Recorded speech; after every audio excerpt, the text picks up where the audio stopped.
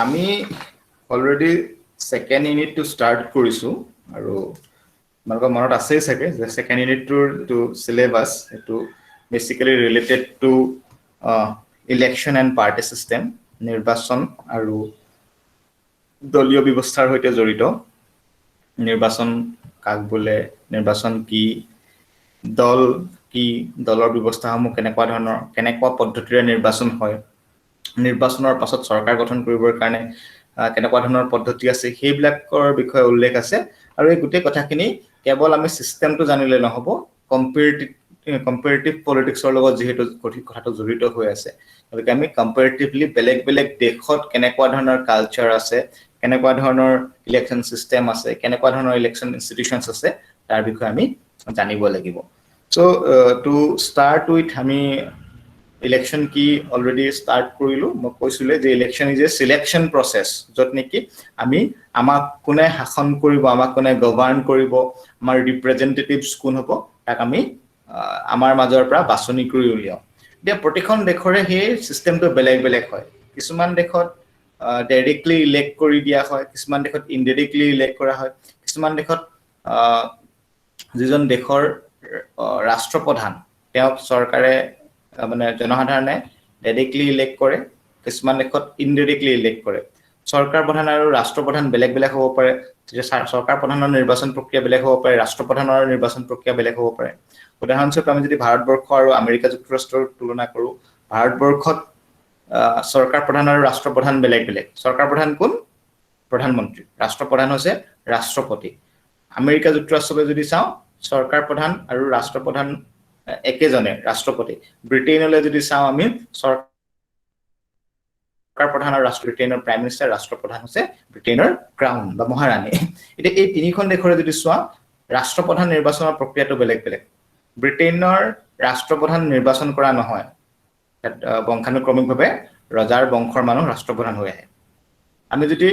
আমেৰিকালৈ যাওঁ, ৰাষ্ট্ৰপ্ৰধান বা চৰকাৰ প্ৰধান যিয়ে নহওক একেজন ব্যক্তিয়ে, আৰু তেওঁলোক তাৰ নিৰ্বাচন প্ৰক্ৰিয়াটো ইলেক্টৰেল কলেজে কয়। ইলেক্টৰিয়েল কলেজ বুলি এটা বস্তু আছে, য'ত নেকি কৰা হয়। আমাৰ ভাৰতবৰ্ষত কি হয়, প্ৰেচিডেঞ্চিয়েল ইলেকশ্যনটো বেলেগ ধৰণৰ, য'ত নেকি মানে পাৰ্লিয়ামেণ্টৰ মেম্বাৰ আৰু এছেম্বলিৰ মেম্বাৰসকলে ভোটদান কৰে। আৰু ইয়াত চৰকাৰ প্ৰধানক আমি কি কৰোঁ, চৰকাৰ প্ৰধান হিচাপে ইলেক্ট কৰি নপঠিয়াওঁ, আমি তেওঁলোকক MP হিচাপে, মেম্বাৰ অফ পাৰ্লিয়ামেণ্ট হিচাপে ইলেক্ট কৰোঁ। আৰু যিটো দলৰ সংখ্যাগৰিষ্ঠতা লাভ কৰে, সেই দলটোৰ নেতাজনে চৰকাৰ প্ৰধান হিচাপে শপত গ্ৰহণ কৰে বা দায়িত্ব গ্ৰহণ কৰে। গতিকে ৰাষ্ট্ৰৰ সৈতে নিৰ্বাচন প্ৰক্ৰিয়াটো বেলেগ বেলেগ। এই নিৰ্বাচন প্ৰক্ৰিয়াটো যে বেলেগ বেলেগ বুলি ক'লো, ইয়াত তোমালোকে যদি চোৱা, তেতিয়া দেখিবা যে মই যিখিনি কথা ক'লো, এইখিনি ইন প্ৰেক্টিচ কি হৈ আছে। আমি থিয়ৰিটিকেলি ইয়াক আমি কেইবাটা ভাগত ভাগ কৰিব পাৰোঁ। আমি থিয়ৰিটিকেলি যদি ব্ৰডলি চাওঁ, ইলেকশ্যন চিষ্টেমটো, নিৰ্বাচন প্ৰক্ৰিয়াটোক আমি 3টা কেটেগৰীত ভাগ কৰিব পাৰোঁ। মই অকণমান কৈছিলোঁ লাষ্ট ক্লাছত চিলেবাছখনৰ বিষয়ে আলোচনা কৰোঁতে। The first category is called first past the post system. Second category is called proportional representation system. আৰু third category is called mixed system বা mixed representation system. প্ৰথমটো কোৱা হয় first past the post system. মই ইয়াৰ অসমীয়া শব্দ এটা ক'বলৈ নাযাওঁ, first past the post বুলি আমি ব্যৱহাৰ কৰিম। দ্বিতীয়টো কোৱা হৈছে proportional representation, অৰ্থাৎ আনুপাতিক প্ৰতিনিধিত্বকৰণ। আৰু তৃতীয়টো হৈছে মিক্সড ৰিপ্ৰেজেণ্টেশ্যন বা মিশ্ৰ প্ৰতিনিধিত্বকৰণ। আজি আমি ফাৰ্ষ্ট পাষ্ট দ্য পোষ্ট চিষ্টেমটো ডিছকাছ কৰিম। ফাৰ্ষ্ট পাষ্ট দ্য পোষ্ট চিষ্টেমটোক আমি এটা মেজৰিটেৰিয়ান ব্যৱস্থা বুলি ক'ব পাৰোঁ। মেজৰিটেৰিয়ান ব্যৱস্থা বা সংখ্যাগৰিষ্ঠতা ব্যৱস্থা। আৰু এই ফাৰ্ষ্ট পাষ্ট দ্য পোষ্ট চিষ্টেমটো ডিছকাছ কৰাৰ আগতে মই তোমালোকৰ পৰা এটা কথা শুনি লওঁ যে হোৱাট ইজ ডেমক্ৰেচি? কোনোবাই কোৱাচোন মোক, what is democracy? Ananta, democracy কি ক'ব পাৰিবনে?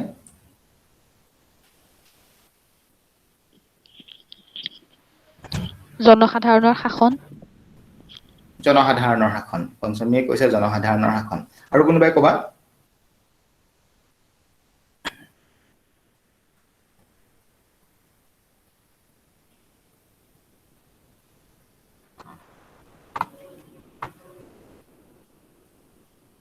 আৰু কি হ'ব পাৰে গণতন্ত্ৰ মানে কি প্ৰিয়াংকু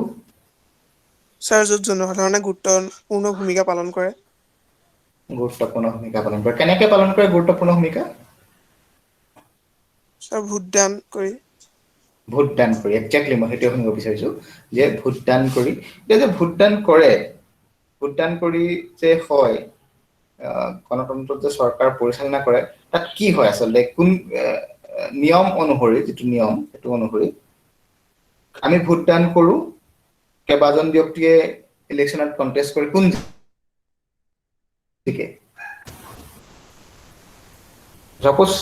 4জন কেণ্ডিডেটে এমএলএ হ'বৰ কাৰণে ইলেকশ্যন খেলিলে তুমি ভোট কৰিলা মই ভোট কৰিলো সকলোৱে ভোট কৰিলে ইয়াত কোন জিকিব স্যাৰ যিজনে সংখ্যাগৰিষ্ঠতা ভোট লাভ কৰে যিজনে সংখ্যাগৰিষ্ঠ ভোট লাভ কৰে এই সংখ্যাগৰিষ্ঠ শব্দটোৰ অৰ্থ কি সৰ্বাধিক আসন পোৱা সৰ্বাধিক আসন পোৱা বা যেহেতু এমএলএৰ কথা সৰ্বাধিক ভোট পোৱা হয়নে সৰ্বাধিক মানুহৰ সমৰ্থন লাভ কৰা এতিয়া এই গোটেই কথাটো যদি তোমালোকে ভালদৰে চোৱা তেতিয়া দেখিবা যে প্ৰায় কি হয় সংখ্যাগৰিষ্ঠতা শব্দটোৰ দুটা অৰ্থ আমি বিশ্লেষণ কৰিব পাৰোঁ প্ৰায় এটা হৈছে এবছলিউট মেজৰিটি আৰু এটা হৈছে ৰিলেটিভ মেজৰিটি এবছলিউট মেজৰিটি আৰু ৰিলেটিভ মেজৰিটি এবছলিউট মেজৰিটিৰ অৰ্থটো হৈছে যে আমি এটা ক্লাছৰুমত এটা গ্ৰুপত 50 জন মানুহ আছো এই 50 জন মানুহে ভোটদান কৰিলে আৰু 50 জন মানুহে ভোটদান কৰাৰ পিছত 25 জন মানুহে 50 জন মানুহৰ 25 জনতকৈ অধিক মানুহে যদি এটা কথা সমৰ্থন কৰে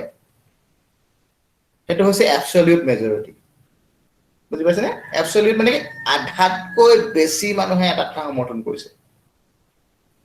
আৰু ৰিলেটিভ মেজৰিটি কি 50 জনে ভোটদান কৰিলে 4 জনক ভোট দিলে কোনোবা এজনে 25টা ভোট মানে কোনোবা এজনে ধৰা 20টা ভোট পালে 50টা ভোটৰ কোনোবা এজনে 20টা পালে কোনোবা এজনে 15টা পালে কোনোবা এজনে 10টা পালে কোনোবা এজনে 5টা পালে এতিয়া এই যে এনেকে ভাগকে পালে 20টা 15টা 10টা 5টা ইয়াত সৰ্বাধিক ভোট 25টাৰ ওপৰত কোনোবাই পালে নে আধাতকৈ বেছি ভোট কোনেও নাপালে সৰ্বাধিক ভোট কিমান পালে 20টা পালে 25টাতকৈ কম এতিয়া গণতন্ত্ৰত যদি চোৱা 20টা মানে হৈছে হাফ মাৰ্কতকৈ কম সৰ্বাধিক হোৱা নাই এবছলিউট মেজৰিটিলৈ যোৱা নাই কিন্তু কি আছে ৰিলেটিভলি হাইয়েষ্ট ভোট পাইছে গতিকে সেইটোও আমি কাউণ্ট কৰিব পাৰোঁ আৰু এই ফাৰ্ষ্ট পাষ্ট দ্য পোষ্ট চিষ্টেমটো এক তেনেকুৱা এটা ব্যৱস্থাৰ ওপৰতে মানে প্ৰতিষ্ঠিত এক ব্যৱস্থা ফাৰ্ষ্ট পাষ্ট দ্য পোষ্ট ব্যৱস্থাটো কোৱা হয় যে নিৰ্বাচনৰ আটাইতকৈ জনপ্ৰিয় আৰু আটাইতকৈ সহজ ব্যৱস্থা বিশেষকৈ যিবোৰ দেশত গণতন্ত্ৰ এতিয়াও মেচিয়ৰ হোৱা নাই যিবোৰ দেশত গণতন্ত্ৰ এতিয়াও ডেভেলপিং পৰ্যায়ত আছে যিবোৰ দেশত গণতন্ত্ৰত ভোটাৰৰ এৱাৰনেছটো কম ভোটাৰৰ লিটাৰেচি কম ভোটাৰৰ পলিটিকেল কনচিয়াছনেছ কম তেনে ৰাষ্ট্ৰসমূহত এই ফাৰ্ষ্ট পাষ্ট দ্য পোষ্ট ব্যৱস্থাটো দেখা পাওঁ আৰু এই ফাৰ্ষ্ট পাষ্ট দ্য পোষ্ট ব্যৱস্থা থকা ৰাষ্ট্ৰসমূহত কি হোৱা হয় যে জনসাধাৰণে বৰ জটিল প্ৰক্ৰিয়াৰ মাজলৈ নোযোৱাকৈ কেৱল নিজৰ ভোটটো দান কৰি আহিয়ে চিম্পলি গৈ পেলাই নিজৰ পছন্দৰ ব্যক্তিজনক সপক্ষে ভোট কৰি লাগিলে ইভিএমৰ জৰিয়তে হওক বা লাগিলে ষ্টাম্প পেডৰ জৰিয়তে হওক যিকোনো প্ৰকাৰে যি ধৰণে হওক ভোটটো দান কৰি গুচি আহিলে আৰু তাত কোনো ধৰণৰ কমপ্লেক্স কেলকুলেশ্যন নাই চিধা কেলকুলেশ্যনত কি হৈছে যে যি আটাইতকৈ বেছি ভোট পাইছে তেওঁ লাগিলে সৰহসংখ্যক মানুহৰ সমৰ্থন লাভ নকৰোকে কিন্তু বাকী কেইজন কেণ্ডিডেটতকৈ বেছি ভোট পাইছে সেই ভোট পোৱা ব্যক্তিজনেই জিকিব এই গোটেই কথাটো যিটো আমি টাৰ্ম দিছোঁ first past the post system হয়নে একক সংখ্যাগৰিষ্ঠতা ব্যৱস্থা ই এক মানে সেই কনচেপ্টটোৰ লগত ইয়াৰ বিশেষ সম্পৰ্ক নাই ফাৰ্ষ্ট পাষ্ট দ্য পোষ্ট চিষ্টেমটোত তোমালোকে মই এটা এখন প্ৰেজেণ্টেশ্যন মই দেখুৱাই দিব বিচাৰিছোঁ এখন হোৱাইট বোৰ্ডত কথাখিনি ক'ব বিচাৰিছোঁ তেতিয়া বেছি সুবিধা হ'ব যে ফাৰ্ষ্ট পাষ্ট দ্য পোষ্ট চিষ্টেমত কি হয় এই গোটেই কথাটো আচলতে দৌৰ খেলৰ লগত ঘোঁৰা দৌৰৰ লগত জড়িত বুলি কোৱা হয় যে এটা সময়ত এক second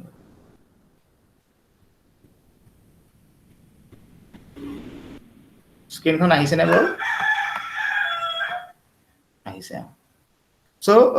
first past the post সিস্টেমটোত কি বুলি কৈছে যে এটো এটা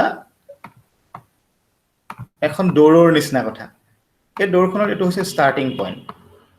আৰু এটো হৈছে ফিনিশ পইণ্ট স্যাৰ ওলোৱা নাই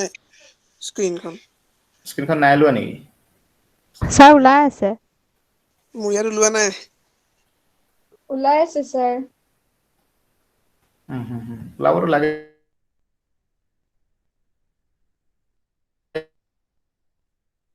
মই দেখি আছো তোমালোকে যদি যিসকলে দেখিছা তেওঁলোকে যিসকলে নাই দেখা তেওঁলোকে তো অনুমান কৰি লোৱা আৰু এখন দৌৰ খেল ধৰা এখন দৌৰ খেল তোমালোকে দেখিছা ইয়াৰ এটা কি আছে ষ্টাৰ্ট পইণ্ট আছে এটো হৈছে ষ্টাৰ্ট পইণ্ট আৰু এটো হৈছে ফিনিশ পইণ্ট ইয়াৰ দৌৰ খেলখনত কি কৰা হয় ইয়াৰ পৰা ষ্টাৰ্ট কৰে আৰু বিভিন্ন কম্পিটিটৰ্স বিলাকে এই পইণ্টটো পাবৰ কাৰণে দৌৰে এতিয়া এই পইণ্টটো পাবৰ কাৰণে দৌৰে হয় এটা উদ্দেশ্যৰে দৌৰি আছে হয় কিন্তু কি হয় ইয়াত কি হৈছে এই গোটেই ব্যৱস্থাটোত কোৱা হৈছে যে এই দৌৰ খেলখন আনলিমিটেড টাইমৰ কাৰণে নহয় এটা নিৰ্দিষ্ট টাইমৰ কাৰণে হয় এটা নিৰ্দিষ্ট সেকেন্ড আছে সেই সেকেন্ডটোৰ ভিতৰত হে গোটেই ডিসিশনটো হ'ব অৰ্থাৎ এই দৌৰ খেলখন হওঁতে কি হৈছে যে কোনে আগত গৈ ৰিচ মানে ফাইনাল পইণ্টটো পাইছে সেইটো ইম্পৰ্টেন্ট নহয় এই দৌৰ খেলখন হৈ থাকোতে সাপোজ এইডাল ইমানলে আহি পোৱাহি নাই এই দৌৰ খেলখন হৈ থাকোতে দৌৰি আছে আৰু টাইম দিছিলে ধৰা 2 মিনিট আৰু 2 মিনিট সময়ত ৰিজাল্টটো এটো হ'ল যে 2 মিনিট সময়ত আটাইতকৈ বেছি আমি যদি 1 2 3 4 কৰি দিও 4 জন মানুহে দৌৰি আছে এই 4 জনৰ ভিতৰত তোমালোকে যদি চোৱা কি হৈছে যে এইজনে ইমানটো পইণ্ট পালেগে 2 নম্বৰ জনে ইমানটো পইণ্ট পালেগে 3 নম্বৰ জনে ইমানটো পইণ্ট পালেগে 4 নম্বৰ জনে ইমানটো পইণ্ট পালেগে কিমান 2 মিনিট সময়ত কোনেও ফিনিশ পইণ্টটো নাপালেগে দৌৰটো ষ্টাৰ্ট হ'ল 0 সেকেন্ডত আৰু গৈ পেলাই 2 মিনিটত কোনেও ফিনিশ পইণ্টটো নাপালে মাজতে থাকি গ'ল এতিয়া মাজতে থাকি গ'ল যদিও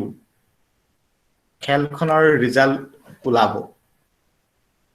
কোনেও ফিনিশ পইণ্টটো নাপালে যদিও খেলখনৰ ৰিজাল্টটো ওলাব কেনেকৈ ওলাব যে এতিয়া কি কৰা হ'ব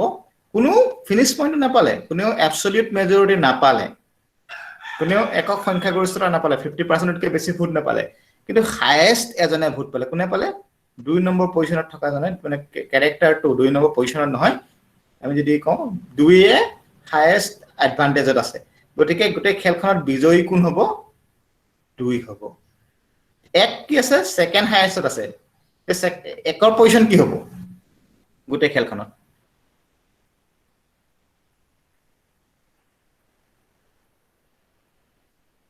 আমি যদি চাও সেকেন্ড হ'ব স্যাৰ এক পজিশন সেকেন্ড হ'ব লাগে মানে 3 পজিশন থাৰ্ড হ'ব 4 পজিশন ফোৰ্থ হ'ব নিয়ম মতে খেলৰ নিয়ম মতে কিন্তু ইলেকশন সিস্টেমত কি হ'ব যে এই দৌৰখন ষ্টাৰ্ট হ'ল 2 মিনিট সময়তে 2 মিনিট ধৰি লোৱা 200 ভোটাৰ বুলি ধৰি লোৱা 2 মিনিটত আৰু সেই 200 ভোটাৰ সৰ্বাধিক ভোটাৰ পালে 2 নম্বৰ এজনে ক্যাৰেক্টাৰ 2 এ সেকেন্ড হাইয়েস্ট ভোট পালে ক্যাৰেক্টাৰ 1 এ এতিয়া খেলৰ নিয়ম মতে সেকেন্ড মানে ক্যাৰেক্টাৰ 1 ৰানাৰ আপ এজন চ্যাম্পিয়ন কিন্তু ইলেকশনৰ নিয়মটোত কি হ'ব তেওঁ এই দুইজন হৈছে উইনাৰ আৰু এই একৰ পৰা 1 3 4 সকলোবোৰ loser and first past the post সিস্টেমত দে হেভ নো ভ্যালু বুজি পাইছানে এই কেজনৰ কোনো মূল্য নাই তাৰ মানে কি if you are first you are the winner if you are second you have nothing to gain তোমাৰ পাবলগীয়া একো নাই আৰু এইটো হৈছে first past the post system য'ত নেকি কোৱা হৈছে যে ইলেকশ্যন ব্যৱস্থাটো এটা দৌৰৰ নিচিনা আৰু ইয়াত কি হৈছে ইলেকশ্যন ব্যৱস্থাটোত প্ৰতিদ্বন্দ্বীসকলে এটা লক্ষ্য দৌৰি আছে ভোট গ্ৰহণ কৰা ভোট আদায় কৰা ভোট লাভ কৰা আৰু সেই লক্ষ্যটোৰে দৌৰি গৈ থাকোঁতে কি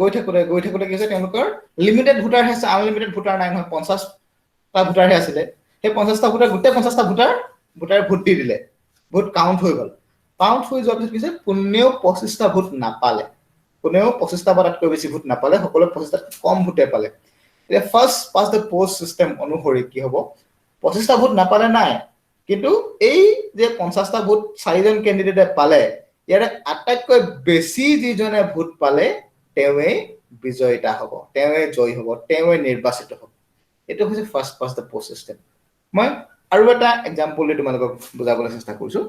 ধৰি লোৱা এইটো মই সেই আগৰ যেটো দৌৰৰ এক্সাম্পল সেই অৰিজিনেল দৌৰৰ এক্সাম্পলৰ পৰা সিস্টেমটো ডেভেলপ হৈছে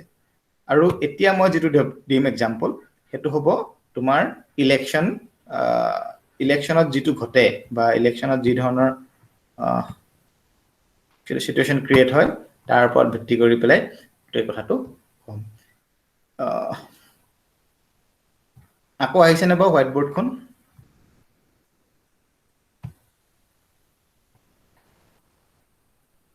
হেল্ল' স্যাৰ মই এইটো লোৱাই নাই নাই আহা স্যাৰ নাই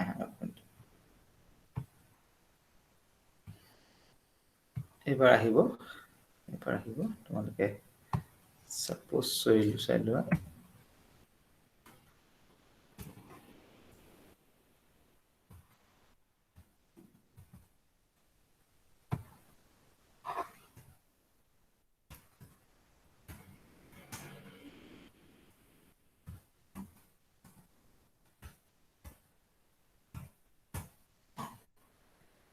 এতিয়া এইকেইটা ধৰি লোৱা পলিটিক্যাল পাৰ্টিৰ নাম হয়নে আৰু এই পলিটিক্যাল পাৰ্টি এটা দুটা তিনটা চাৰিটা পাঁচটা ছটা পলিটিক্যাল পাৰ্টি আছে তাৰ এনপি ধৰি লোৱা 9টা আৰু এই পাঁচটা পলিটিক্যাল পাৰ্টি বুলি ধৰি লোৱা আমাৰ ইণ্ডিয়ান কনটেক্সট বুজিবলৈ সহজ হোৱাকৈ মই কৈছো এতিয়া এই পাৰ্টি কেইটাই ইলেকশ্যনত কন্টেষ্ট কৰিলে আৰু কন্টেষ্ট কৰাৰ পিছত এই পাৰ্টি কেইটাই ভোট কেনেকৈ পাইছে আমি চাওঁ হা সাপোজ টোটেল 1000 ভোট পোল হৈছে টোটেল ভোট 1000 ভোটৰে এ নামৰ পলিটিক্যাল পাৰ্টিটোৱে পালে ধৰা 150 ভোট এ নামৰ পলিটিক্যাল পাৰ্টিটোৱে পালে কিমান 150 ভোট তাৰ পিছত বি নামৰ পলিটিক্যাল পাৰ্টিটোৱে পালে ধৰা 200 ভোট সি নামৰ পলিটিক্যাল পাৰ্টিটোৱে পালে যেনিবা 175টা ভোট ডি নামৰ পলিটিক্যাল পাৰ্টিটোৱে পালে যেনিবা 225টা ভোট ই নামৰ পলিটিক্যাল পাৰ্টিটোৱে যেনিবা পালে কিমান হ'ল 200 400 550 625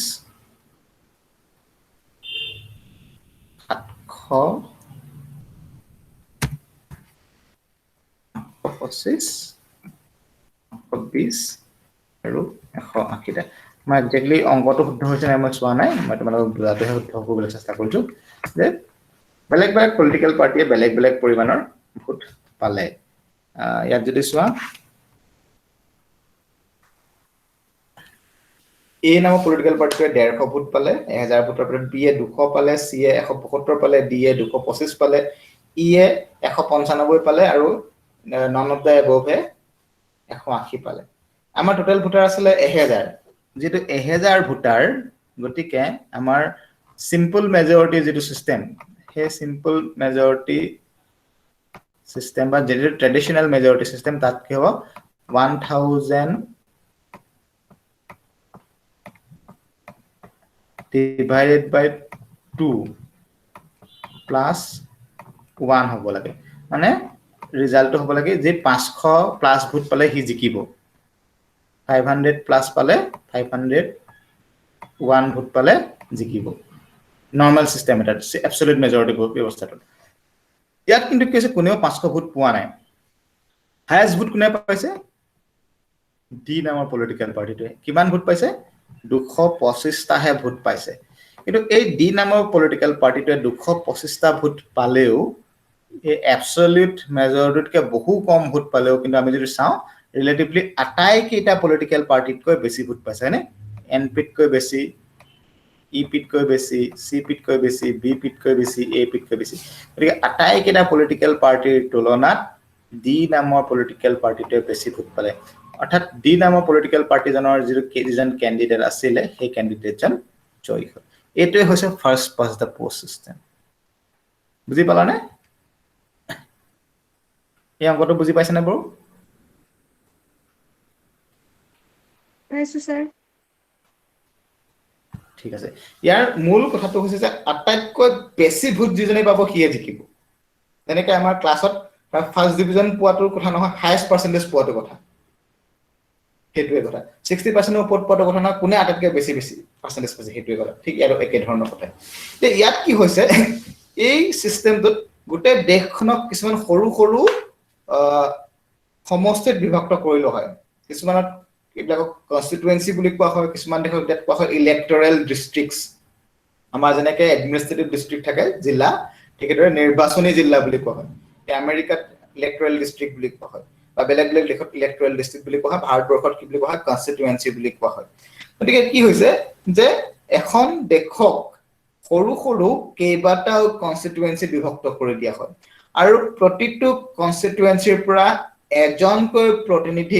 নিৰ্বাচন কৰাৰ ব্যৱস্থা থাকে আৰু সেই এজনকৈ নিৰ্বাচিত হোৱা প্ৰতিনিধিজনে কি কৰে সেই নিজৰ অঞ্চলটোৰ মানুহক প্ৰতিনিধিত্ব কৰে সেই নিজৰ অঞ্চলটোৰ কাৰণে তেওঁ বিধান বনাবৰ কাৰণে প্ৰতিনিধিত্ব কৰি পেলাই বিধানমণ্ডল বা পাৰ্লিয়ামেন্টত থাকেগৈ তে আমি যদি ভাৰতবৰ্ষৰ উদাহৰণটো দি বুজিবলৈ যাওঁ তে আমাৰ সহজ হ'ব গোটেই ভাৰতবৰ্ষখনক কি কৰিছে আমাক আমি যদি পাৰ্লিয়ামেন্ট ইলেকশ্যনত চাওঁ গোটেই ভাৰতবৰ্ষখনক 545 সিটত ভাগ কৰি দিছে মানে 500 মানে কনস্টিটুৱেন্সিত ভাগ কৰি দিছে ভাগ কৰি পেলাই কি কৈছে প্ৰতিটো কনস্টিটুৱেন্সিৰ পৰা এজন ৰিপ্ৰেজেন্টেটিভ নিৰ্বাচন হ'ব এখন দেশক 500 ভাগত ভাগ কৰিছে ভাগ কৰাৰ পিছত প্ৰতিটো কনস্টিটুৱেন্সিৰ পৰা এজন ৰিপ্ৰেজেন্টেটিভ ইলেক্ট কৰাৰ ব্যৱস্থা কৰিছে আৰু সেই এজন কেনেকৈ ইলেক্ট হৈছে তেওঁ নিজৰ যিটো জিওগ্ৰাফিকেল এৰিয়া সেই জিওগ্ৰাফিকেল এৰিয়াটোৰ ভোটাৰ বিলাকে তেওঁক ভোটদান কৰিব তেওঁকে নহয় তেওঁৰ লগতে আৰু কেইবাজনেও প্ৰতিদ্বন্দ্বিতা কৰিব না আটাইকেইজনক ভোটদান কৰিব আৰু তাত কি হ'ব পাৰে আনলিমিটেড কন্টেষ্টেন্ট থাকিব পাৰে এতিয়া এই যে ভোটদান কৰিব সেই ভোটদান পাৰ্টিৰ নামতো হ'ব পাৰে ইন্ডিভিজুৱেল নামতো হ'ব পাৰে পাৰ্টিকো ভোটদান কৰিব পাৰে ইন্ডিভিজুৱেলকো ভোটদান কৰিব পাৰে এতিয়া কথাটো হ'ল যে এই যে তোমাৰ এই কনস্টিটুৱেন্সি যে ভাগ বনালে সেই কনস্টিটুৱেন্সিটোৰ ভোটাৰ সকলকে সেই মানে নিজৰ প্ৰতিদ্বন্দ্বীজন নিজৰ প্ৰতিনিধিজন সিলেক্ট কৰিবৰ কাৰণে ভোটদান কৰিব আৰু যিজনে ইলেক্ট হ'ব তেওঁ সেই নিজৰ কনস্টিটুৱেন্সিটোকে ৰিপ্ৰেজেন্ট কৰিব বেলেগক ৰিপ্ৰেজেন্ট নকৰে আৰু এই সিস্টেমটোত কি হ'ব জেনেৰেলি যিহেতু মানে পলিটিকেল পাৰ্টিজৰ নাম্বাৰৰ ওপৰত কথা কিছুমান দেশত মাল্টি পাৰ্টি সিস্টেম আছে বহু পলিটিকেল পাৰ্টি আছে তাত কি হ'ব যে ফাৰ্ষ্ট পাছ দ্য পোষ্ট সিস্টেমত হাইয়েষ্ট ভোট পালেই জিকিব আৰু যিবোৰ দেশত টু পাৰ্টি সিস্টেম আছে মাত্ৰ দুটা পলিটিকেল পাৰ্টি আছে তাত কি হ'ব এবছলিউটলি মেজৰিটি পাব কোনোবা এটা আধাতকৈ কম পাব কোনোবা এটা আধাতকৈ বেছি ভোট পাব এইটো খাটাং কথা আৰু গতিকে তাত কি হ'ব এবছলিউট মেজৰিটি লৈয়ে তেওঁ নিৰ্বাচিত হ'ব যেনে দুটা পলিটিকেল পাৰ্টি আছে 1000 ভোট আছে কোনোবা এটা 499টা পাব কোনোবা এটা 500 এটা হ'ব বা দুইটা সমান সমান পাব পাৰে কিন্তু ভোটবোৰ জেনেৰেলি তেনেকৈ নাথাকে গতিকে কোনোবা এজনে আগবাঢ়ি থাকিব কোনোবা এজনে পিছ পৰি থাকিব যি হাইয়েষ্ট ভোট পালে কিয়ে এবছলিউট মেজৰিটি মাৰ্কটো ক্ৰছ কৰিলে ইলেক্টেড হৈ গ'ল এবছলিউট মেজৰিটি মাৰ্কটো ক্ৰছ নকৰিলেও তেওঁ যিহেতু হাইয়েষ্ট ভোট পালে কন্টেষ্টিং ক্যান্ডিডেট কিজনকে যিটো আগবাঢ়ি থাকিলে গতিকে তেওঁ নিৰ্বাচিত হ'ব এটোৱে হৈছে ফাৰ্ষ্ট পাছ দা পোষ্ট সিস্টেমটো ইয়াৰ মূল কথাটো হৈছে যে গোটেই দেশখনক কেইবাটাও ক্ষুদ্ৰ ক্ষুদ্ৰ সমষ্টিত বিভক্ত কৰিব আৰু প্ৰতিনিধিজনে নিজৰ সমষ্টিটোৰ প্ৰতিনিধিত্ব কৰিব সেই সমষ্টিটোৰ বা নিৰ্বাচনী জিলাখনৰ ভোটাৰসকলে সেই নিজৰ প্ৰতিনিধিজন নিৰ্বাচন কৰিবৰ কাৰণে ভোটদান কৰিব আৰু সেই প্ৰক্ৰিয়াটো কি হ'ব সংখ্যাগৰিষ্ঠ ভোটৰ ওপৰত হ'ব যে ইয়াত কোনো ধৰণৰ পাৰ্চেন্টেজৰ কথা নাই কোনো ধৰণৰ ৰেশিওৰ কথা নাই ইমান পাৰ্চেন্টেজ ভোট পালে ইমানজন ইলেক্ট হ'ব তেনেকুৱা কথা নাই জাস্ট যিজনে হায়েষ্ট ভোট পাব সেইজনেই নিৰ্বাচিত হ'ব আমি যদি বৰ্তমান সময়ত চাওঁ পৃথিৱীৰ ম্যাক্সিমাম কান্ট্ৰিতে ফাৰ্স্ট পাছ দ্য পোষ্ট সিস্টেমটো আছে ম্যাক্সিমাম কান্ট্ৰিত বা বৃহৎ যিবোৰ কান্ট্ৰি এই কান্ট্ৰি বিলাকত ফাৰ্স্ট পাছ দ্য পোষ্ট সিস্টেমটো আছে ভাৰতত আছে first past the post system America যুক্তৰাষ্ট্ৰত ফাৰ্স্ট পাছ দ্য পোষ্ট সিস্টেমটো আছে আৰু প্ৰায়বোৰ কান্ট্ৰিতে যেতিয়া ডেমক্ৰেসি ফাৰ্স্ট আহে তেতিয়া ফাৰ্স্ট পাছ দ্য পোষ্ট সিস্টেমটোৱে গ্ৰহণ কৰে মই কৈছে ভাৰতবৰ্ষ আমেৰিকা যুক্তৰাষ্ট্ৰ বাংলাদেশ ভুটান কেনিয়া মালদ্বীপ Myanmar Pakistan Iraq Brazil Canada Poland এইবিলাকত ফাৰ্স্ট পাছ দ্য পোষ্ট সিস্টেমটো আছে আৰু সেই ফাৰ্স্ট পাছ দ্য পোষ্ট সিস্টেমটো ব্যৱহাৰ কৰি হয় সিনেটৰ মেম্বাৰ সকলক বা হাউস অফ মানে কানাডাৰ যদি হাউস অফ কমনছৰ সদস্যসকলক পোলেণ্ডৰ সিনেটৰ সদস্যসকলক ফাৰ্স্ট পাছ দ্য পোষ্ট সিস্টেমটো ব্যৱহাৰ কৰি নিৰ্বাচন কৰা হয় মই যে ক'লো এই দেশবিলাকৰ কথা এই দেশবিলাকত ফাৰ্স্ট পাছ দ্য পোষ্ট সিস্টেমটো আছে মানে এটো নহয় যে বেলেগ সিস্টেম নাথাকিবও পাৰে আমি ভাৰতবৰ্ষতে যদি চাওঁ ফাৰ্স্ট পাছ দ্য পোষ্ট সিস্টেমটো আছে ক'ত আছে মেম্বাৰ অফ লোকসভাৰ সদস্যসকল নিৰ্বাচন কৰিবৰ কাৰণে বা member of state legislative assembly elect কৰিবৰ কাৰণে ফাৰ্স্ট পাছ দ্য পোষ্ট সিস্টেমটো আছে কিন্তু ৰাষ্ট্ৰপতিৰ নিৰ্বাচন হয় নহয় আমাৰ ৰাষ্ট্ৰপতি কেনেকৈ নিৰ্বাচন হয় সেই সিস্টেমটো বেলেগ প্ৰপোৰ্শনাল ৰিপ্ৰেজেন্টেশন সিস্টেম আছে ৰাজ্যসভাৰ সদস্যসকল কেনেকৈ নিৰ্বাচন হয় proportional representation system আছে গতিকে ইন্ডিয়াত দুইটাই আছে কিন্তু দুইটা মিক্স কৰি এজন পাৰ্টি ইলেক্ট কৰা নহয় এখন হাউসলে এটা সিস্টেমে আছে লোকসভালে ফাৰ্স্ট পাছ দ্য পোষ্ট সিস্টেমটো ৰাজ্যসভালে proportional representation systemটো আমি নেক্সট ক্লাছত ৰাজ্যসভাৰ বিষয়ে পঢ়িম ইয়াৰ বৈশিষ্ট্য কিছুমান আছে আৰু ইয়াৰ দুখ গুণ কিছুমান আছে মই বৈশিষ্ট্য আৰু দুখ গুণ বিলাক কৈ দিব বিচৰা নাই তোমালোকে কিতাপত পঢ়িলে পাবা যদিহে কিতাপত পঢ়াৰ পিছত তোমালোকে যদি বুজি নোপোৱা তেতিয়া মই তোমালোকক বুজাই দিম বা কোনবা এটা পইণ্ট যদি বুজি নোপোৱা তোমালোকে মোক কবা মই এতিয়া দুখ গুণ আৰু বৈশিষ্ট্যখিনি ক্লাছত ডিসকাস কৰিব বিচৰা নাই আৰু তোমালোকৰ হোমৱৰ্ক বুলি ভাবিবা এইখিনিয়ে ক'লো এইখিনিতে মই আজিৰ ক্লাছটো সামৰিছো এইখিনিলৈকে তোমালোকৰ যদি কিবা নুবুজা আছে মোক কবা নেক্সট ক্লাছত আমি প্ৰপোৰ্শনাল ৰিপ্ৰেজেন্টেশন ব্যৱস্থাটো আলোচনা কৰিম আৰু তোমালোকে চাগে পৰীক্ষাৰ কাৰণে কি আহিব হেতু ভাবি আছা এই প্ৰশ্নটো মই উত্তৰত দি থৈ যাম পৰীক্ষাৰ কাৰণে তোমালোকে ইউনিট 1 টো পঢ়িলে হ'ব ইউনিট 2 পঢ়িব নালাগে ইউনিট 1 ৰ পৰা মই 20 মাৰ্কৰ কোৱেশ্চন পাতিম এই আজি পাৰ্ট কিবা নুবুজা আছে নেকি